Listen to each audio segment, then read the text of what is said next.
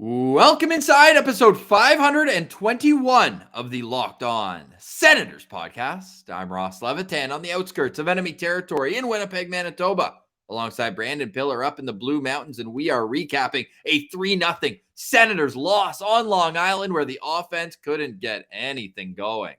Yeah, Ross, we're not going to spend too much time on that stinker of a game. Thank God. But we do have a new Sens debut to take a look at. New incoming Senators player and Sens abroad, unfortunately, but good for him. We do have to cover it. And we got a great SensCentral citizen for you, Kale, all the way out from Kansas. He tells us why in the world he decided to be a Sens fan. Great show coming up with a conversation with Kale. We also have a Belleville Sens game to preview tonight, and I've got a today in Sens history. All that and more. This is the Locked On Senators podcast, your team every day.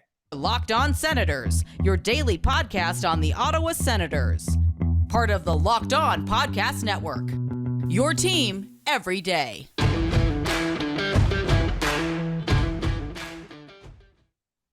Thank you for making Locked On Senators your first listen on this Wednesday, March 23rd in Pilsy. On this day in 2015, Andrew Hammond became the first goalie in NHL history to earn at least 1 point in each of his first 15 starts. Yeah, the Hamburglar run. I mean, we're going to get into it with Kale, our SensCentral citizen. Definitely a shining moment for a Sens fan, but if only the Hamburglar was back in Ottawa. He did get traded during the deadline. He's heading over to New Jersey. Maybe lost a bit of that Hamburglar magic along the way, but what an absolute run that was. I would have preferred to bring him in rather than Michael McNiven, but that's honestly, just me. Yeah. All right, let's get this game over with. And we're not going to sugarcoat it because we know that it's a 3-0 loss to the New York Islanders. I think the best thing you can say about it is that it was 0-0 going into the third period. Yeah, the Sens were winning 0-0 for half the game at least. And it was at least interesting to note that you have a new player coming in. There's someone you can be locked onto. He was your locked on player, Ross. And I thought Matthew Joseph looked great in his first showing. You really got a taste of that speed. And keep in mind, too, this is a guy that is coming in to a team where he doesn't really know anyone. Sure, he's Thomas Chabot's best friend, but Thomas Chabot, he's not on the ice. He's not in the room. He's not on the bench. So fresh guys, fresh faces, no practice time. And we always talk, Ross, about setting guys up to succeed. Yeah, DJ Smith didn't really give him that push because he did not set him on the line that we had him with speed, with Formanton and Stützle. Instead, he gets tossed on a line with Chris Tierney and waiver wire pickup Adam Gaudette. No offense to those guys, but like when you're coming from Tampa and you're playing golf with Tiger Woods, and then you got to go and play on a line with, let's be honest, kind of outcasts of the Sens system here, just warm bodies here that aren't going to be around long term. That's not a great feeling for your first game. So I would have liked for them to give him a little more oomph. Although he did get some power play time, so you got to see him there, and he did have a couple shifts with some other players. But overall, though, I'm stoked about Joseph, and I think he's going to be a great fit here. Do you think he continues playing with Tierney and Gaudette going into the game in Winnipeg? They better score a goal. If they don't score a goal in the game I'm going to tomorrow, I'm going to be really rattled. What if they lose 5-1, Ross? At least they'd have scored a goal.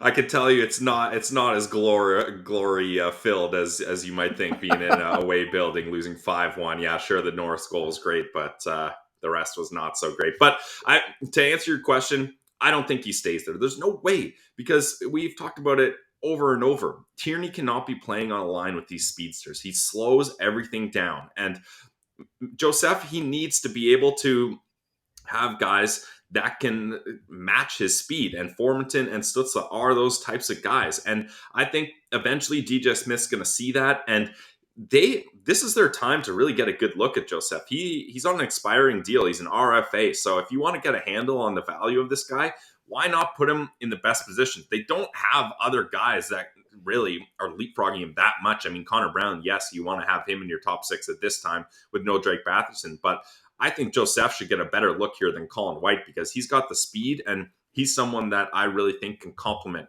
Stützle and Formanton. So credit to Natural Stat Trick for this number here. But if you're going with Mathieu Joseph's line mates throughout the game, he played 10 and a half minutes, and this is all at even strength, with Adam Gaudette, 9.5 minutes with Chris Tierney. And then you have to go all the way down. Josh Norris, he played 1 minute and 37 seconds with. So it was clear that he was stuck there with Chris Tierney and Adam Gaudette. I hope that's not the case. Going into Winnipeg, you have to play your players to their strength. And maybe you could say they wanted to ease them up the lineup, and Sens don't have that much depth and talent. So if he's going to be eased in, then yeah, you're going to play with players who are third or fourth liners on this team. So we'll see where that goes going forward. I think what we do see is that same line run out against Winnipeg. But then on Saturday, when Drake Batherson's back, maybe White slides back down to that third line center spot with Joseph, or they're going to have to mix something up, especially if they don't score again. Like, the offense is just invisible. So that's 1 goal now in their last 2 games. Like, it's unsustainable. And the injury excuse, it's not even really one anymore. Like, there's 1-2 guys out with Shabbat and Batherson, and say what you want. Yeah, those are 2 big names, but you have to be able to have some sort of depth. There's 12 forwards on a team. If one of them's out, shouldn't make the whole house of cards come crumbling down. Yeah, and Ross, this was supposed to be the easiest stretch of games they've had all season, and they've absolutely squandered opportunities to build momentum and build confidence in themselves and this fan base. It's been brutal. But yeah, having said that, I thought in our postcast, Ross, shame on us, goalie-friendly show, not really mentioning it. I thought Forsberg played a really good game. Like, if you go back and look at those goals, they were results of bang-bang plays and loose pucks that the Senators' defense, shocker, were not able to jump on before the Islanders' offense. Both of the goals, and then the third was an empty netter. So I thought he made some really good saves. That pad save he had on Wahlstrom off a rebound, incredible. Wahlstrom even did the hands up, thinking he scored already. Only thing better than that. Only thing better than that is when the home goal horn guy gets a little excited. No, the horn. You occasionally hear that where even the horn goes off. And yeah, that was a fantastic save. I'm glad you gave some credit. And to save Barzal breakaway. That, like, man, being able to save Barzal high glove shot on a breakaway is no small feat. That's their best offensive player with all the time in the world, and he made a great save. So I just wanted to quickly get that in, as we are a hashtag goalie friendly show. It was another great game from Forsberg, and he's got that 8.25 mil sitting in the back of his mind, being like, all right, I'm here, I'm ready, I'm gonna get paid. Do you give the Sens some credit, though, for holding it together defensively until midway through the third period?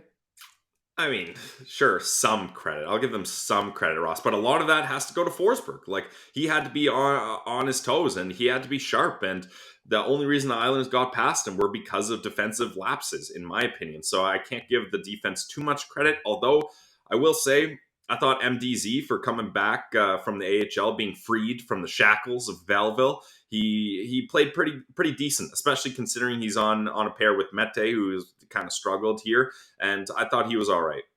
I thought the Senators' first period was good. First period was good. I'll give you that. Yep. First period was better. Like, they had 73 of the expected goals percentage wise. And I know we're not much of an expected goals podcast, but at the same time, like, they carried the play. They outshot them 13-8. But it seemed like once they couldn't solve Semyon Varlamov in the first period, just kind of waned off, and they just disappeared in the second. And yeah, you had that intense moment in the first period where Joseph gets absolutely run over, and the Islanders have their big boys out there with Martin and Cizikas, and I believe they had Pelican Pollock maybe even on defense, like 2 big, or maybe Mayfield. Like, they're just a big team, and Ottawa's out there with the Gaudette line, and Gaudette and Tierney and Brandstrom. What are they going to do? Matt Martin could probably beat all. It would have been a Bufflin situation where he's got both of them in one hand. So I thought they handled it as good as they could. If they're not going to stand up for their new teammate, I would have liked to have seen, and maybe if it was 2 guys who weren't on expiring contracts with 20 games left in the year, I hate to say it,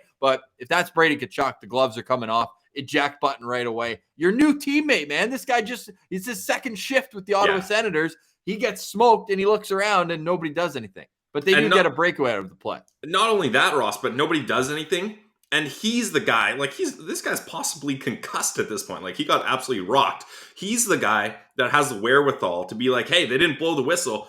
I'm going to go after that loose puck. I see Tierney rushing up the ice. I'm going to hit him with the tape-to-tape pass and create a big play here. unfortunately, Tierney, not the offensive juggernaut that Mark Jankowski is with the Buffalo Sabres. He's not able to score on that breakaway. But yeah, definitely, I want to give credit to Joseph and Forsberg. And Ross, the problem here is, yes, the Sens had that good first period, but they fell into the Islanders' trap. Like, if you're the New York Islanders and Barry Trotz in that second period, you're like, this is exactly how we want this game to go. That's how they made it to the Eastern Conference Finals and had such playoff success, because they're able to lull teams to sleep, score 1 or 2 lucky goals, and shut it down. And that's what they did. Yeah, it's the system all over again. Like, that was Guy really Boucher-esque. Nobody's forechecking past the offensive blue line. They just sit back and they trap, and they have defensemen with long sticks. You got Zdeno Chara, Pollock, Pellick, Mayfield. Like, everyone except for Dobson really on the back end can move. Now, from the Ottawa Senators' perspective, every single player except for Zaitsev, Formanton, and Connor Brown, 8-. So everyone was out there at different points. And yeah, flawed stat, empty net goal and such. I get it, but it's just tough to look at the box score and see just zeros across the board, and then just dash one, 18 different times going through this. But Forsberg was great. 24 saves he made. Again, Eric Brandstrom, third consecutive game where he leads all defensemen in ice time. Thought he carried the puck with a bit of confidence there. 3 hits for him, but 2 giveaways as well. And this Islanders team, like, they're strange for me, because I think they're a playoff team based on the talent they have. You mentioned they went to the conference final. Pilsy, back-to-back years where they pushed the Tampa Bay Lightning to 6 or 7 games. Mm-hmm. And if it's not for a Vasilevsky shutout like he does at the end of every friggin' series, then they might have had a chance at the Stanley Cup. So, you know what? You got to tip your hat a little bit to another team like the Islanders that underperform. But when you're going into the third period 0-0, you can't get outshot by double. 12-6, the shots on goal in the third period. You need a little bit more of a push, as the Senators now only have 6 wins in their last 21 games. 6 wins in their last 21 games. But as we discuss with our SensCentral citizen, it's always darkest before dawn. So before we get to our SensCentral citizen down in Kansas, Pilsy, new sponsor alert? Yeah, Ross, I got something that can brighten your day here, and can brighten a lot of your days, because I don't know about you, Ross, but I think the thing I regret most is it's around 2 o'clock, 3 o'clock, your girlfriend texts you, what are we having for dinner? And you're like, oh crap, I don't know. I didn't pull anything out of the freezer. I haven't gone grocery shopping in weeks, and it's just a disaster. Well, weeks maybe is a stretch. But there's a solution for you, and it's HelloFresh. With HelloFresh, you get farm-fresh, pre-portioned ingredients and seasonal recipes delivered right to your doorstep. It's easy. You don't even have to leave the house. Skip trips to the grocery store and count on HelloFresh to make home cooking easy, fun, and most importantly, affordable. That's why it's America's #1 meal kit. HelloFresh delivers all the pre-portioned ingredients to your door. Farm fresh produce that arrives within a week, so you get the convenience without skimping out on quality. Don't have to go to the grocery store and wait in line and find that parking spot and make sure you got a cart that doesn't have a broken wheel. You don't have to waste your time and stress on that. HelloFresh has you hooked up. Warm up from inside out with a limited time recipe inspired by cozy classics from around the world, like beef tenderloin and cheese fondue. I'm a big fondue fan. How about miso, sesame, shrimp, and bacon ramen? I love a good ramen too. My mouth is watering right now after reading those meals, because they sound absolutely delicious. HelloFresh cuts back on time spent in the kitchen with meals ready in about 30 minutes. So your partner's rushing on the way home from work. You're like, oh man, I got to fix something up quick. 30 minutes or less. Plus quick and easy meals, including 20-minute recipes. So it doesn't take time at all to create something tasty, delicious, and healthy. Low prep, easy cleanup options, and provide an even faster route to putting food on the table. Guys, go to HelloFresh.com/LockedOn16 and use code LockedOn16 for up to 16 free meals. Is that a typo? And I'm not done. 3 free gifts.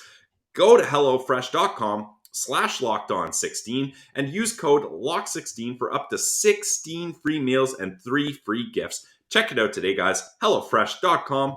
It's HelloFresh, America's #1 meal kit. All right, Pillsy, pack it up. We're going to Kansas. Let's check out this week's SensCentral Citizen and chat with our friend Kale.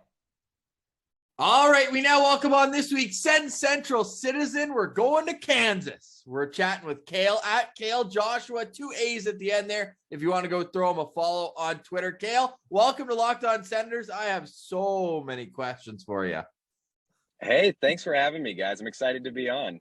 So this is a part of a media tour for you. I saw it was an awesome tweet that got this whole ball rolling where you just randomly decided that the Ottawa Senators were going to be your team. How does someone from Wichita, Kansas, and I probably butchered that, my apologies, Wichita, Kansas, become an Ottawa Senators fan?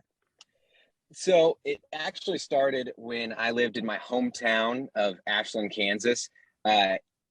You've maybe heard of Wichita. A lot of guys in Canada will, just because of Fred VanVleet. No one in any situation, not even people that are here, have heard of my hometown. I graduated with 10 people in my class, but it would have been back in that 2007 Cup run. I was home alone. I had fake sick, so I didn't have to go to my grandma's with the rest of my family, and was just flipping through the channels, and a hockey game was on, and I was like, I've never seen this in my life before. I want to keep watching. And it was the Pens and the Senators, and all I knew was that the Penguins had won something before, and I was like, well, I don't want to do that. So I was like, okay, this team in white and red, that's the one. That's going to be the one that I root for. And you know, a decade plus later, here we are, absolute suffering. Pillsy, that sounds like he's from the Fergus of Kansas. Yeah, exactly. I grew up in small town Ontario myself, so I definitely know the feeling there. So what caused you to stick with this team? Like you said, it's a new sport, new experience. So you're just like, hey, this team's cool, and I want to cheer for the team in red. But how did you decide, okay, no, I'm going to stay with this team? This wasn't just a quick skipping grandma's visit just to fill an hour or two here. What really attached you to the team? Well, for the first couple of years, I mean, I obviously didn't have a cell phone, basic use of just, ESPN every now and then. So it wasn't one where I was this diehard fan from the get-go. It was just kind of like you'd be flipping through Sports Illustrated or something in the middle school library, and you'd be like, you'd see scores or something, or a recap, and you're like, oh, my Senators won this game or something, just trying as much as I could. So it would have been about, my freshman or sophomore year of high school where I got a phone that, was always able to be connected to the internet, downloaded Twitter and everything that we all have done, when we were kids. And just from the get-go was like, okay, well, now I have to follow my sports teams. That led me to the Silver Seven Sins blog. And from there, it became every single day, I've got to keep following. I got to know what's up. And then I think even then, I really considered myself a fan, but it wasn't until I think 2013, the Sens had just a silly Twitter competition where you could ask Brian Murray any question during the draft, and mine was selected. And from that moment on, it was like, okay, yep, no matter what happens to me in my life, like this team is just stuck to me. It was just right then and there. I was like, all right, so I'm just going to die rooting for this team now. What was your question? Murray. Yeah, great question, Pills. So my question that I had asked was, what is something that the fans overlook about the draft? And he said that a lot of fans are going to focus on who the first round pick is, who the second round pick is. But if they look at the team, it's not made up of just first round picks. It's made up of guys from the third, the fourth, and the fifth. And I mean, that holds true today. I mean, everyone's going to, everyone has their take on Tyler Clevin, for instance, or Jake Sanderson, or Tyler Boucher. And you're like, okay, and who's this team's absolute, in my opinion, the best forward on this team? Drake Batherson. Yep. So, it's nice to know that, even though he's no longer with us, he's still consistently being right. Yeah, 100%. Sorry, was that the 2013 draft? I think so. Yeah, I'd have to look back because it was my junior year going into my senior year of high school. So it would have been 2013. So I Okay. also in that won a $50 gift card to Sport Check, which they never sent me because they don't ship to America. And so Craig did me a solid and was like, well, I'll get you this jersey signed at the rookie camp. Who do you want? And I was looking through and my brain was like, okay, well, it's either going to be Curtis Lazar or it's going to be Cody Cece. And my brain was just like, you know what? I know who's going to be the absolute stud. Let's get this jersey signed by Cody Cece himself. Oh, local kid, just bringing you that much closer to town. So you mentioned Curtis Lazar. He was in the 2013 draft. I mean, he's almost played 400 games, not the type of player that maybe you'd expect when he was captain of that great World Junior team and everything. But Brian Murray was probably talking about fourth rounders like Ben Harper that year that really bring the team together. Oh, yeah. Absolute key to all the success we've ever had. Ben Harper.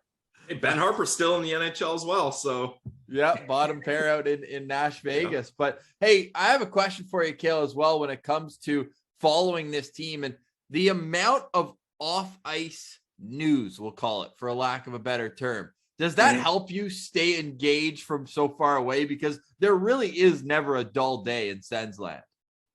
Oh, absolutely. I mean, at the beginning, it was listening to TSN 1200 almost every single day, just checking Twitter, checking the blogs in between classes or work or school, anything like that. But now it's always a tweet notification going off. It's always something going viral. It's always, what does Bonk Smollett have to say about this? Or what has Bosty done again? And who blocked Bosty finally?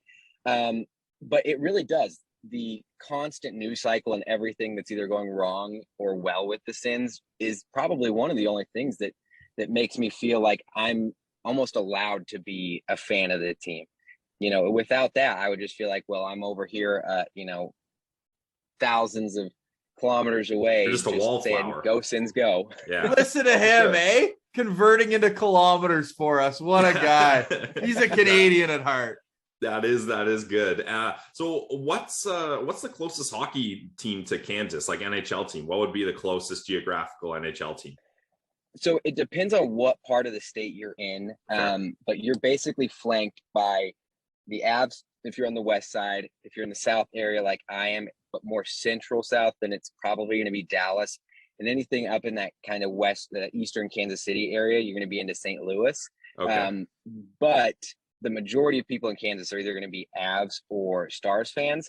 The only thing from Missouri that people from Kansas are allowed to like apparently are the Chiefs, which I don't like anyways, but that's the one thing where people are like, we'll just pretend like they're not in Missouri. Yeah. The Kansas City part of their name, I guess, can help mend that relationship. So have you been able to find like-minded people that are as into hockey as you are? Obviously, maybe not the Sens, but have you been able to find a hockey community where you are, or it's strictly, hey, I'm keeping with my people on Twitter here?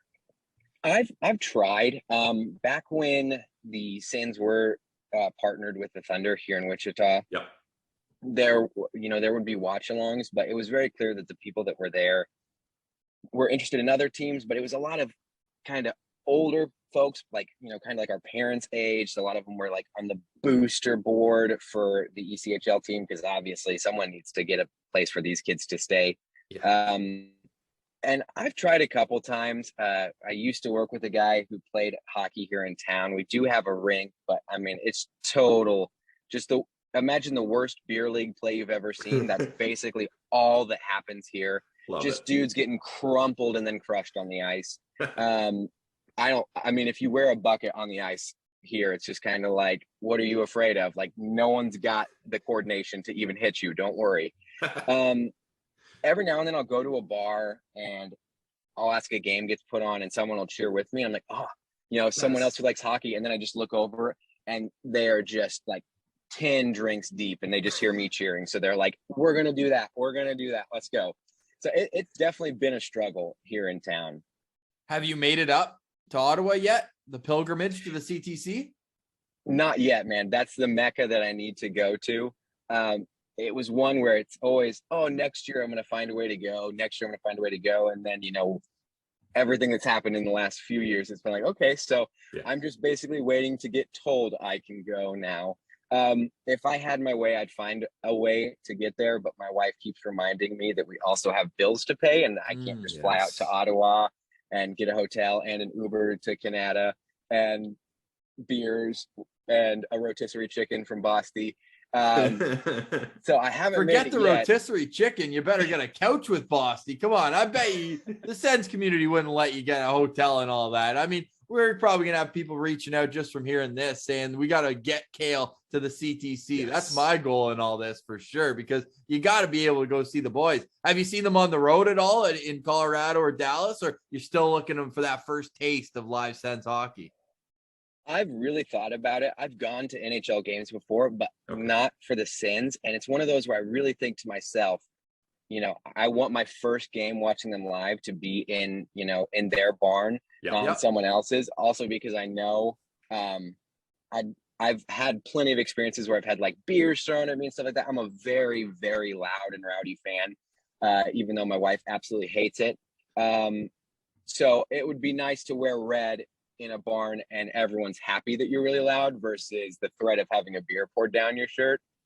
And the train goal horn, that's something that you need to experience. You need to feel the Via Rail train go right through you after a goal. Let's get to a little positivity before I ask you about your thoughts on the team today. I saw in the CBC article, great write-up there about your time as a Sens fan, and shout out to your wife as well for getting on board, throwing the uni on as well. You love to see that. So you cited a few really memorable things along the way that have happened. And I want you to power rank the four of them, of which your favorite Senators moments or times, or you know what I mean, whether it's the Hamburglar run in 2014. Eras, your favorite Sens eras. Thank you, sir.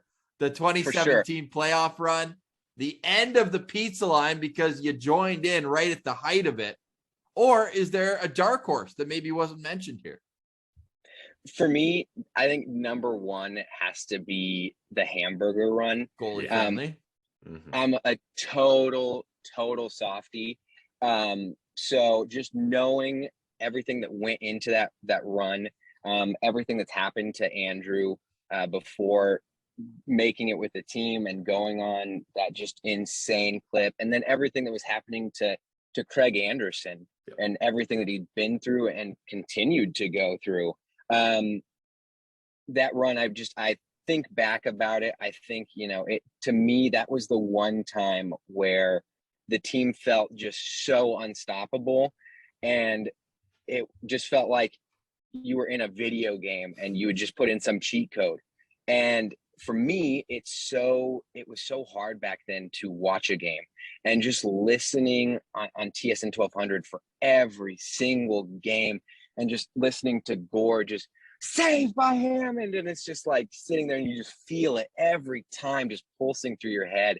So that is far and away a number one, only because number two has to be that 2017 run. Absolutely loved it. Everything about it was perfect except for the end. There are two restaurants here in town that I watched that game at, that game 7.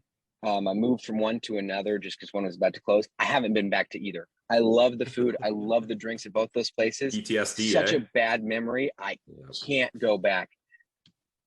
Third, it is going to be a dark horse. Like I said, total softie. Bobby Ryan's first game back. Nice. If, when people are like, oh, when you're an actor and you just have to cry in the spot. Oh, I just think of, the happiest moment or the saddest moment. I'm just like, that Bobby Ryan hat trick. And then I'm just like, boom, tear. What's up? Give me the Oscar. Let's go. And then fourth is that tail end of the pizza line. For me, it's one that I know. All I can watch is highlights on YouTube and old videos. It's what got me into it. But for me, I think that's kind of the seed. It's that small seed that got to plant something. And those other three and everything else that's happened since then have been kind of the trunk and the roots that have grown out from it. So those are some of the good old days. Unfortunately, we do need to talk about this team now. So things may get a little bit darker and sadder. But Kale, what was your overall impression once trade deadline day was over? How did you feel this team did, and were you happy with how they settled everything? I felt like I just got slapped in the face, and then the next moment, that same person put like the pack of ice on my face and then gave me a beer. Nice. Okay. That trade for Hamonic and giving up a third rounder for that, when we've been begging this team to take on a bad contract and take a good pick with it. We can do it.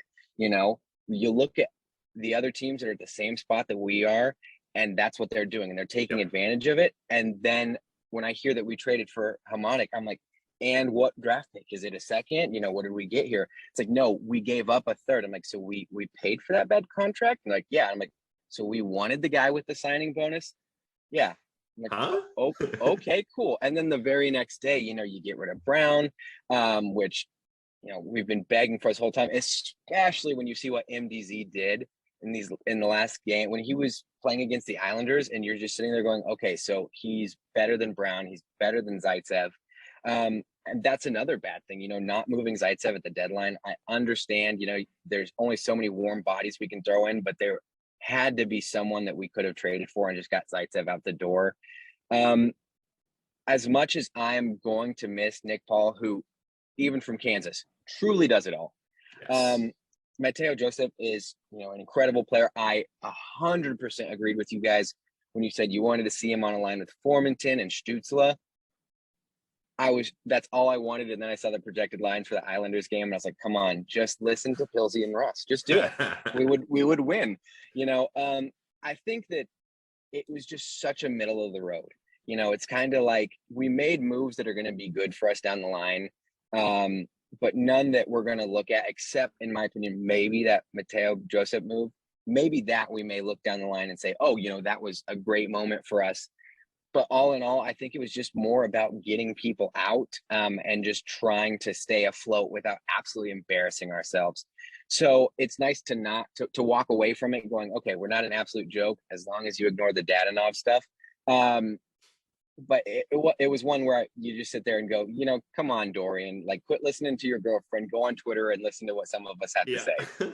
Yeah, 100%. And when you mentioned the Joseph and how he played last night, like, how many times was he buzzing through the neutral zone with speed, and then Tierney would slow him down right away? Like, we saw this earlier in the year when Stützle was still playing the wing with Tierney, and when Formenton was on a line with Tierney. It's just like, all due respect, and I mean, the guy had 40 assists. Was it 40 assists or 40 points the first year with 39 assists? Yeah. More than 40 points, yeah. He was a great player. I mean, injuries and age have regressed him a little bit, but you got to see for what it is, man. You can't have these fast kids playing alongside him. Just throw him on there with like a Parker Kelly, and not that he's slow, but at least like not your skill guys. You want to be, telling them play with more speed. So hopefully we do see that sooner rather than later. The lineup will look a lot different by the end of the week because Drake Batherson is getting closer and closer. If you were to get a jersey today, Cale, who's going on the back? Is it a 7, a 72, 19, 9? Whose name and number would you be putting on the back? And what color jersey also?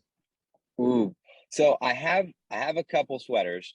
I do have a signed Kachuk sweater. Nice. It's from his rookie year, and that sits in my game room, along with, not a sponsor, but Harmson's Hockey. He takes sticks and turns them into like barbecue sets. And he had a Brady Kachuk stick, and I'm never going to use it. I absolutely love it though. But outside of that, I've just got an Anderson and a Carlson jersey. If we're talking about current players, for me, I think it is going to have to be a Batherson jersey. I mean, far and away, in my opinion, I know that Stützle's got room to grow, and he's going to continue to grow, and he'll be the star someday. But Batherson is the player that every team that wins a cup has to have. And he's signed, so you get that insurance. That's some big insurance. I did not buy that Kachuk jersey until he signed. I had my eyes on it, and then he signed. I was like, boom, pulling the trigger. We got it. Yeah, definitely. Right, so if it is a Batherson jersey, I have a Heritage Classic. I have an NHL 100 Classic in red, and the white Kachuk jersey. I would go with the black Batherson one and save that reverse retro for someone like a Stützle or just an absolute star that's out there dazzling. Maybe Jake Sanderson, number 88 jersey Ooh. here sooner rather than later. Oh man, I'm so excited. I'm so glad that everyone said that we wasted that pick on Jake Sanderson and there were so many better options. And now we just get to sit there and go, really? Yeah. Better than this guy? Yeah. Wild. Phils, you got one? Time will tell. Yeah. Final question for me, Kale, and thanks so much for joining us. This has been a blast, and I think some of my favorite SensCentral citizens are the ones that are in way far out Senators territory, because you get a different flavor of what a fandom is like, and we're glad you've latched on to this sad team. But it's always darkest before the dawn, right? So let's hope. Pierre Dorian said, "Don't judge me now. Judge me on training day next season." Mm-hmm. What does he need to do, what will he need to have accomplished by training day for you to have a positive outlook on next season? For me, I think it's going to be shoring up that blue line. I think just kicking Zaitsev to the curve.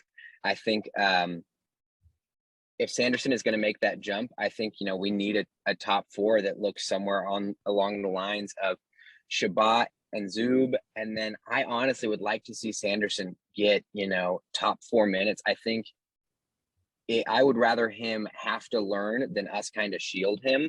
I think he's got the potential to get there. I know that there's talk about someone like Hamonic, maybe anchoring Sanderson. Is it the worst thing in the world? No, that would be Zaitsev. But I'd like to see someone that can complement Sanderson a little bit more. And then, honestly speaking, goalie friendly show, obviously. You occasionally you read about buying Matt Murray out. And I really wonder if you do that, if it directly results in us signing a top six winger with a good amount of skill, someone that's a little bit more established. I'd go, in a perfect world, we wouldn't need to buy out Matt Murray. We would just have an owner that would spend that money anyways. I think Matt Murray, if he's healthy, he can do it. I think it's easy to pile on him just because it's easy to pile on any goalie. Well, don't pile on him. He'll get hurt for 3 weeks. I know, man. I'm surprised that we haven't had him get one of those like baseball injuries where it's like fell in the shower or cut his hand on sneezing or something. For the Craig Anderson, they're cutting his hand on frozen chicken. Yep. He's been there. Yep. Yeah. So I think, just really getting, and maybe it's, signing someone like Claude Giroux in the off season. Sure. Someone that can be a leader to the guys. That's one of the things that I know I'd love to see Igor Sokolov get a chance in the big show, just maybe 1 or 2 games this season. But I get, you want to keep Belleville stacked. You want him to go on a run. But the defense I hear about that is, you want these guys to get that playoff experience. And my rebuttal to that is, yeah, that's perfect. But is Sokolov going to be the leader when it's game 1 of the first round? Or is it going to be Kachuk? Is it going to be Batherson? And is it going to be Shabbat? And these are guys that may not have that giant, Calder Cup run in their history. So as much as it's worth it, I'd still like to see those guys get some game time. But yeah, so just shoring up the blue line, getting rid of Zaitsev. I think obviously Tierney's got to go too. But a top 6 winger, a better blue line. And I'm going to say, you know what, Pierre Dorian, you got me for another season, man. Everyone, you can go follow him on Twitter at Kale Joshua with 2 A's at the end. And based on your bio, I think I know the answer to my final question. And that is, outside of Jake Sanderson, which prospect are you most excited about over the next few years? So yes, my Twitter bio does read that I'm only here for Igor Sokolov highlights. Absolutely love the beauty. Just an absolute cannon. Love everything that he does. But in my head, there we go.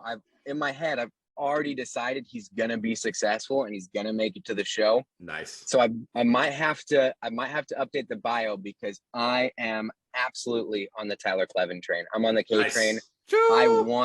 I want him to just absolutely crumple someone.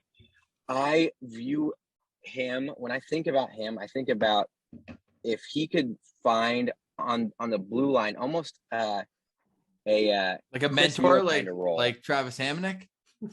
Oh yeah, you'd love it. But I think of him, if he could get under someone's skin like Chris Neal used to, just show a flash of skill occasionally. I know that's not what he can do, but everyone said that Sanderson had no offensive upside.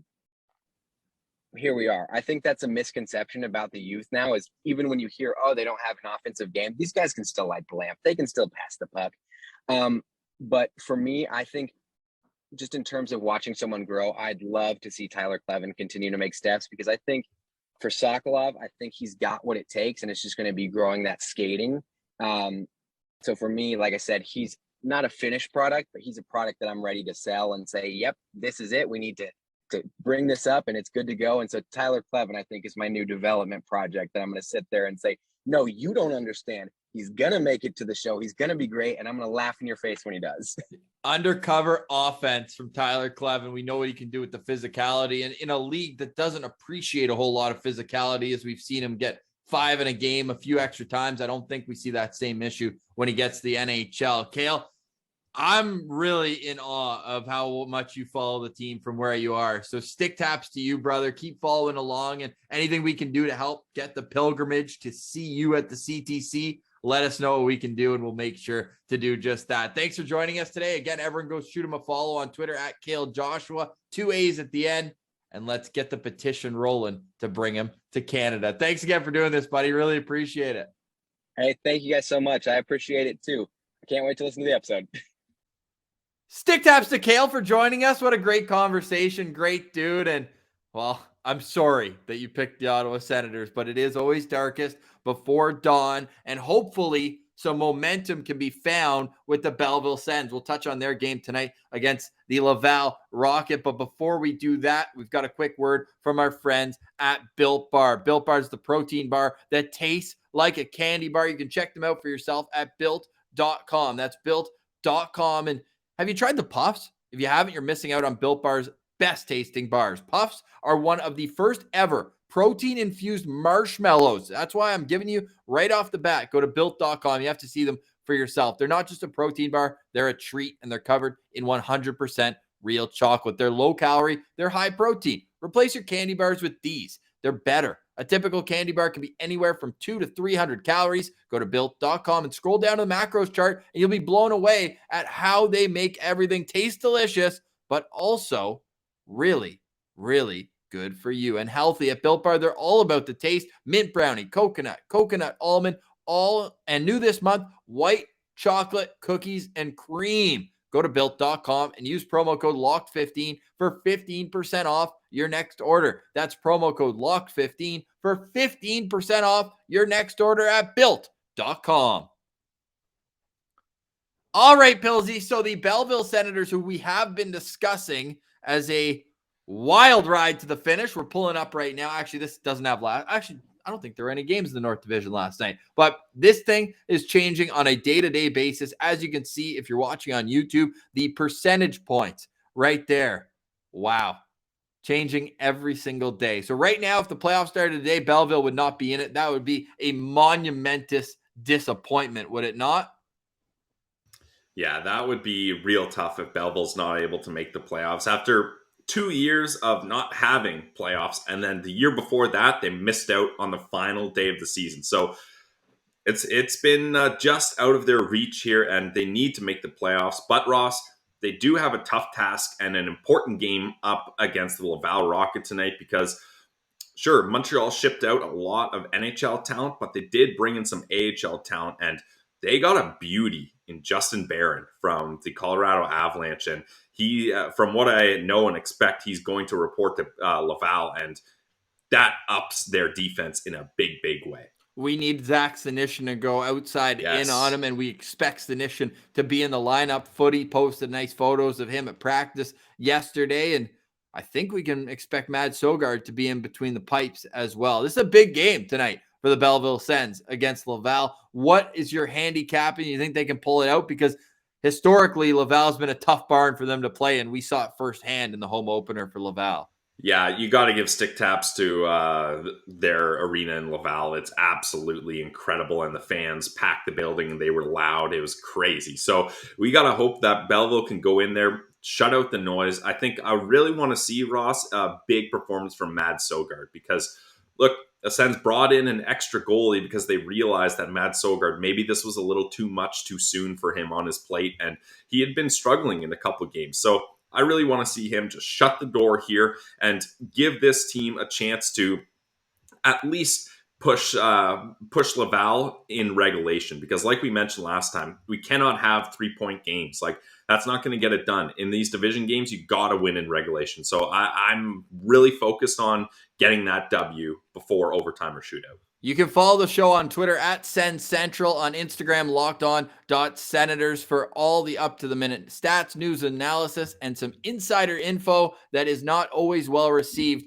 by people who don't like having their territory dealt with. And that's all right. That's all we're going to say about that. But I do stand by the reporting that we put out at SensCentral yesterday about how the Travis Hamonic trade went down, the cost, and how there were no other teams bidding on a player. The Sens just bid against themselves. And then because they didn't have a pick, they decided to go with a pick higher. That part is right out of Pierre Dorion's mouth. The rest of it, I found out myself, and I stand by it, as I said, and we don't need to get into that. But what we do need to get into, Pillsy, to finish off the show is we've got this Josh Norris card to give away from his time with the Belleville Senators. AHL Rookie of the Year, autographed Josh Norris card, and we can thank Dylan for all these great cards. It's such a great idea. Dylan, AET, you can find him on Twitter at Fighting Stutzla. Great handle for him as well. So Dylan is the one picking the winners. And because she said nice things about Winnipeg, no, I kid. But because he's picking the winners, what I'm saying is don't get mad at us. Right, Pillsy? We don't need that. No, we got enough problems with the Sens on our hands here. And we're just trying to give out some cards here. Just trying to create a community. And speaking of that community, talk about a little tease as we wait to declare our winner. April 23rd. Mark it on your calendars. Senators, Montreal Canadiens. We are in the process of figuring out a way where we can get all Locked On Senators listeners sitting in the same section of the game against the Montreal Canadiens, and a little pregame meet and greet, couple wobbly pops, maybe a little wings action. Yeah, you know, you can't get enough of those if you're me. I still laugh at Martian telling me all I eat is meat. I do mix in some veggies from now and then. I eat the maybe carrots. Mix in some kale salad, maybe. Shout out our SensCentral citizen today. But Pillsy, that'll be fun, eh? Getting that together with all listeners for the final Saturday game of the season. Oh, yeah, I'm stoked for that. And this is something that we've got in the works. And if it goes well, then we're going to do more of these. And if it goes well and there's enough interest, maybe we even upgrade to a suite next time we do it. That's something we can, we've been tinkering around with. But hey, really all we want to do is connect with you guys more, have some fun. And Ross, I'm so glad that when this happens, I'm going to be surrounded by Sens fans against the Habs, not be surrounded by Habs fans against the Sens. I love it. All right, let's give away this card. Sign off for today. And tomorrow we've got a great preview coming up. I'm going to be boots on the ground in Winnipeg against the Jets. Travis Hamonic's debut. So we'll touch on that. If you want more content, though, what better than the postcast last night with the legendary Ian Mendez and, of course, our boy, Laleem's Martian as well. So we had a great conversation with him, not only about last night's game, but about the trade deadline, steps going forward. Just always great Jacques vibes. Martin in the Civic Center.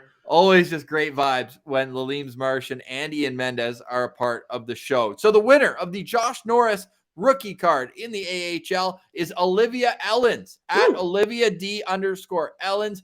Welcome to the Winners Club as we will continue more giveaways going forward. Dylan and I will reach out, get your mailing address, and we will get you this Josh Norris autograph card. For today, we say goodbye. For Brandon Pillar, I'm Ross Levitan. This has been the Locked On Senators podcast, your team every day.